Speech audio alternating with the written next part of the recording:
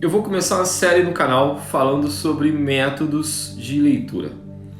Por quê? Porque eu vejo muita gente pagando por cursos para aprender determinados métodos, cursos específicos sobre algum método. Eu não consigo compreender muito isso, porque eu não sei se é um certo preconceito meu, mas métodos de leitura, eu vou falar mais à frente sobre isso, são convenções. Ok. Tem muita gente que ensina errado determinados métodos. E hoje eu vou falar sobre o método que muita gente, mas muita gente lê errado e muita gente ensina errado esse método.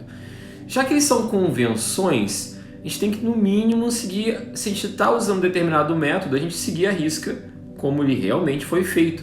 Porque a pessoa que criou pode estar lá se remoendo no túmulo nesse momento. Então assim, eu não gostaria, se eu criar um método que, vamos supor, que eu venha criar um método que fique muito popular e as pessoas comecem a deturpar o meu método. Então é sobre isso que a gente vai falar.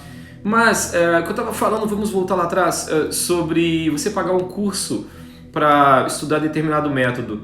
Não é um curso que vai fazer com que você domine esse método, e muitas vezes vão te ensinar também errado, né? E você pode criar alguns vícios de leitura ali. Então, demanda estudo, demanda, na verdade, prática. E hoje a gente vai falar sobre o método Peladan. Eu já vou te adiantar uma coisa. O método Peladan não é um método de previsão. E com certeza você está lendo errado.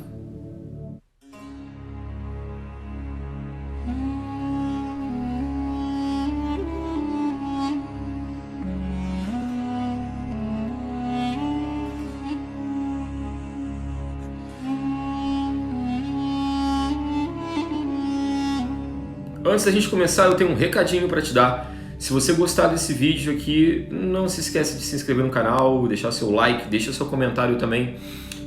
Eu respondo todo mundo. Então, se você tiver alguma dificuldade, se estiver tendo alguma dificuldade com qualquer coisa ligada ao tarô, eu posso talvez te ajudar, sim. Se liga nisso. Eu também tenho 2 cursos. Um dos meus cursos na Hotmart é o curso mais vendido de tarô, que é o curso completo de tarô, no qual eu falo sobre o deck de tarô Rider-Waite, ele está aqui atrás. E não necessariamente você precisa ter um Rider-Waite, eu disponibilizo para você um PDF também, se você não tiver e tem um outro tarô e quiser estudar por ele, porque a simbologia dele é bem bacana, a simbologia dele inclusive traz muita coisa ligada à astrologia, à cabala, e se você curte ordens iniciáticas, é um caminho muito bacana. E o Rider-Waite é um tarô que fala, né? Ele fala assim, ele conversa com você, né? E se a gente parar para pensar, depois do Sola Busca, lógico que o Rider-Waite ele é inspirado no Sola Busca, né? Os arcanos menores, mas ele foi o primeiro deck de tarô com todos os arcanos menores ali ilustrados. Então a imagética dele é muito forte. E sim, cara, é o melhor deck de tarô para você aprender. Já respondendo, qual é o melhor deck de tarô para eu aprender tarô? Rider-Waite, cara, não tenha dúvida. E depois você pode migrar e essa é a minha opinião, tá? Cada um forma a sua. Então, olha só, os cursos estão aqui na descrição. Eu tenho um outro curso que é um curso sobre tarô e criatividade, que também é muito louco, muito legal para quem já lê, para quem não lê. E você pode até comprar os 2 cursos juntos. Lembrando que ainda tá rolando uma promoção que comprando qualquer um dos meus cursos, eu vou te dar uma análise dos trânsitos e das suas progressões astrológicas pessoais por escrito para 2022 para 2023. Ou se você não quiser isso, quero fazer uma sinastria por escrito, eu faço uma sinastria para você com a sua namorada, namorado, parceiro, parceira, tio, tia, avó, pai, amigo, com quem você quiser. Então é isso, os links estão aqui na descrição. Vamos conversar sobre métodos. Antes da gente falar sobre esse método, eu vou fazer uma série de métodos, como eu falei no começo do vídeo. É importante a gente pensar uma coisa: método de leitura. O que é um método de leitura? Um método de leitura nada mais é que uma convenção. Eu tenho conversado bastante sobre isso com os convidados no Casos Tarológicos. Então, se você não assistiu nenhum Casos Tarológicos, o último que eu fiz, eu não sei quando você vai estar assistindo esse vídeo, mas no momento o último que eu fiz foi com Robert Place. A entrevista está em inglês, inclusive. Eu não botei as legendas em português, tem as legendas em inglês, mas eu pretendo ainda no futuro também botar as legendas em português. Porque vão ter outros convidados na língua inglesa que eu vou entrevistar, e também, como eu falo francês, vão ter outros convidados também na língua francesa. E a ideia é expandir aqui esse canal, trazer conhecimento para vocês. muito importante que vocês assistam os casos tarológicos, porque todo caso tarológico é uma espécie de uma vivência com determinado tarólogo. Então é muito, mas muito legal mesmo. E um assunto que eu tenho conversado bastante é sobre métodos de leitura. Todo mundo concorda numa coisa: o método de leitura ele é uma convenção. Ele é uma convenção que você traça ali antes de começar a ler. Só que o lance você pode... Eu prefiro, é uma coisa que eu falo muito para os meus alunos, depois que você ganha certa experiência, se você não tem nenhum... Se não existe nenhum método que você sinta afinidade, você cria o seu próprio método. Nada impede, né? Método de leitura não é uma coisa assim, digamos, que tem alguma mística por trás dele, algo muito sagrado, que não... Entendeu? Que aquele método determinado... Não, o autor pegou e criou aquele método ali. Mas a gente tem que respeitar. Se você fala, por exemplo, eu leio o método Peladan, você tem que... E sobre isso que eu vou falar aqui hoje. Você tem que ler, então, já que é uma convenção, ler direitinho como o autor do método, que no caso é o Joséphine Peladan, ele criou. Então, assim, métodos são convenções. Nada impede que você crie o seu.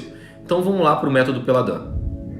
Eu vou te falar que até, digamos, há um tempo, eu mesmo ensinava esse método, digamos, de maneira deturpada. Uma coisa nesse método que eu vou falar, o que eu ensinava errado. Mas uma coisa que eu sempre frisei e eu vejo muita gente fazendo por aí, lendo errado, que o método Peladan, ele não é um método de previsão, ele é um método de reflexão. Então olha só, há pouco tempo eu estava relendo um livro que eu indico muito para vocês, você tem que ler, se você não leu, você tem que sentar e ler, que é Tarô, em português é Tarô e a Máquina de Imaginar, do Albert Cousteau. No livro, assim, é um livro bem sintético, que fala sobre a potencialidade imaginativa do tarô. E ele navega assim, por vários, digamos, ele tem uma jornada ali durante o livro em várias facetas do tarô. Então ele fala sobre três métodos muito básicos. E um dos métodos que ele fala que é o método de maior valor sintético, por que ele fala isso? Porque é um método que só usa arcanos maiores, é o método Peladan, ou seja, é um método que foi criado por esse cara aqui, Joséphine Peladan, que era um Rosacruz, um martinista, ligado a ordens iniciáticas, ele e o irmão dele também, inclusive, se eu não me engano. E tem uma história muito interessante, dando uma pesquisada sobre ele, se você lê o método dele, pelo menos honra o nome do Peladan, dá uma olhada, pesquisa, que é bem interessante o trabalho e a obra dele. Depois ele passou isso oralmente para o Guaitá, então pesquisa também sobre o Guaitá. Inclusive tem um vídeo muito interessante sobre ele no canal Realidade Fantástica, eu vou deixar o link aqui para vocês. E depois ele passa isso, o Guaitá passa isso oralmente para o Oswald Wirth, que você deve ter escutado falar sobre ele. E na obra dele, no Oswald Wirth, ele cita em várias, na verdade, passagens, em vários trabalhos que ele escreveu, ele cita o método Peladan. Também vou deixar aqui para vocês na descrição. Não quero me alongar nisso, mas ele descreve como é que o método foi passado do Peladan para o Guaitá. Então vamos lá que eu vou explicar para vocês. E uma coisa que eu preciso falar, ele tinha uma preocupação muito grande, o Peladan, que esse método não caísse na banalidade da adivinhação, sabe? De previsão. Não é um método de previsão, é um método metafísico de reflexão, que fala do potencial metafísico das cartas do tarô. É sobre isso. Então, assim, se você analisar cada casa do método, vai perceber, não precisa ser muito, digamos, um especialista em tarô para você perceber que realmente não é um método de previsão. E uma coisa, para você não depois querer me refutar, falar, é um método de previsão, porque o Albert Cousteau, no Tarô e a Máquina de Imaginar, fala sobre isso. O Oswald Wirth, no Tarô de Magie, também fala sobre isso. E tem um erro de tradução no Tarô e a Máquina de Imaginar, na página 64, que ele fala que o adivinho, ele se refere a uma pessoa que está dentro. O adivinho é quem adivinha, não é o adivinho. A tradução seria tipo o cartomante, né, o tarologista, tá? Quero frisar isso. Então vamos para o método de leitura do Joséphine Peladan. Olha, uma coisa interessante, não é assim, digamos, não é uma obrigação, mas seria interessante a gente começar a trabalhar com esse método usando o tarô de Marseille. Nada impeça que você vai usar o Rider-Waite ou algum outro tarô. Se você tem o tarô do Oswald Wirth, cara, eu acho muito, mas muito legal para trabalhar com esse método. E só os arcanos maiores. Então a gente vai embaralhar os arcanos maiores. Mas por que eu falei... Tá, desculpa, vamos lá. Por que eu falei sobre o tarô de Marseille? Porque era o deck de tarô que o Peladan usava segundo algumas fontes. Era o que ele tinha. Agora, de qual escola ali de Marseille, eu realmente não sei, né?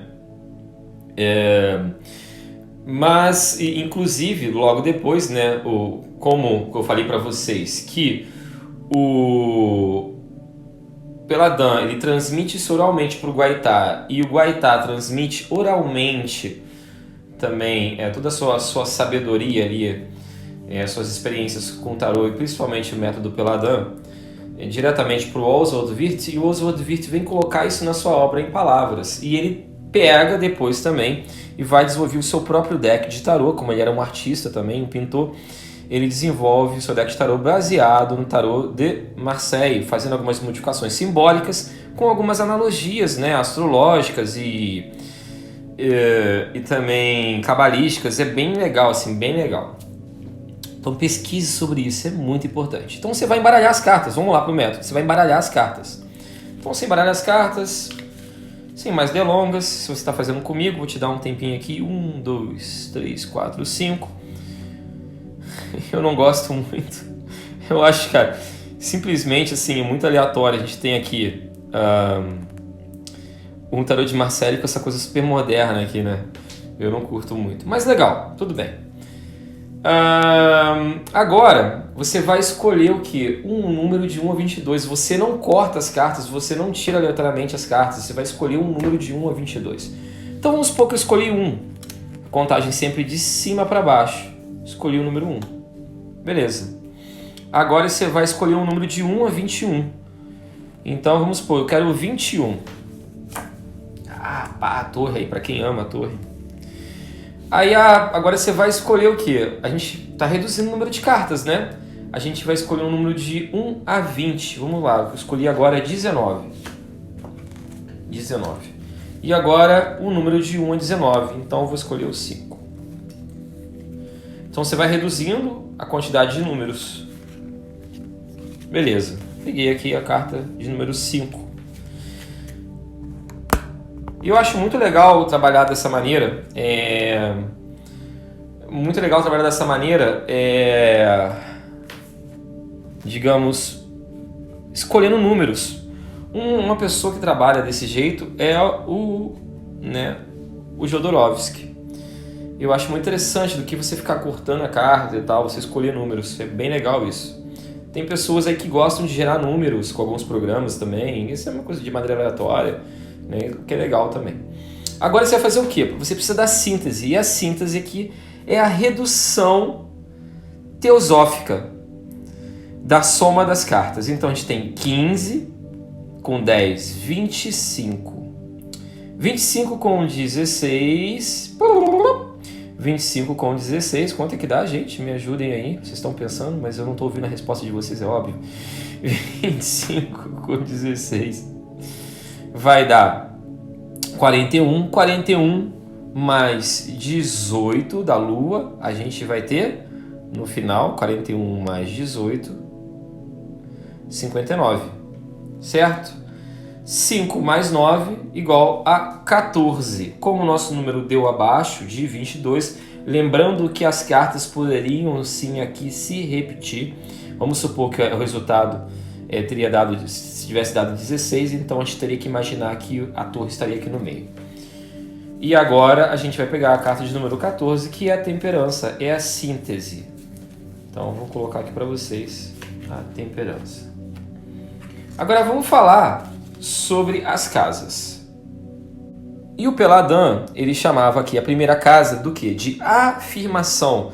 Ela mostra para você o que é favorável, indica para você o que convém você a fazer. Representa também as suas qualidades, as suas virtudes e é uma espécie de uma orientação a seguir, né? E não se refere ao momento presente como as pessoas falam. Bom, agora vamos dar um pulo para a carta aqui que muitas pessoas consideram, né, a digamos, antítese, mas é realmente isso, é a negação. Ela mostra para você o que é hostil, o que é desfavorável, o que convém você evitar, né? Representa os seus defeitos também, os seus vícios, né? Algum caminho equivocado que você está tomando, né? Os inimigos, os enganos. Os inimigos eu acho muito forte, porque é um método que se refere basicamente aqui a você. É um método de análise pessoal, não é um método de previsão. E agora a gente tem aqui em cima o que? A discussão. Ela vai falar sobre o quê? Qual partido você deve tomar para você chegar na sua resolução, a resolução que você convém. E daí cabe a você pensar sobre isso. E daí a gente tem aqui no caso agora, né, a solução. Então a gente teve aqui a discussão, aqui a solução. Que permite, agora presta bem atenção nisso, permite você prever o resultado, mas com base na sua análise. Não é adivinhação, não é previsão no sentido de adivinhação. Né? Você pode talvez prever o que vai acontecer, mas não é certo que vai acontecer. E você não se deve deixar levar por essa influência, a não ser que você esteja plantando uma semente na sua cabeça que você realmente deseja. Né? Então tem que tomar muito cuidado com isso. Eu falo muito sobre isso no meu curso de tarô, nos meus 2 cursos, na verdade. Agora, essa carta aqui, ela vai falar também sobre os prós e os contras, aí que tá, né? Porque assim, não é a solução, mas você tem que analisar tudo que tá de negativo e de positivo. Se você gosta muito de jogar com essa dualidade do bem e do mal, eu não gosto, né? Mas tudo bem. Os prós e os contras da carta. E a gente parte para a síntese, que é a carta que vai representar pessoalmente quem? Você. No caso eu digo você, se você está lendo para si mesmo aqui, tá? No caso aqui a gente pode também se referir ao consulente. Então essa carta representa o que?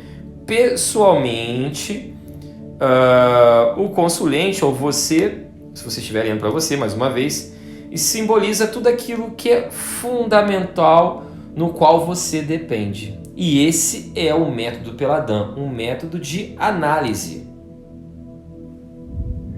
E eu espero que você tenha gostado e que esse vídeo aqui ajude bastante você. Esse é meu intuito.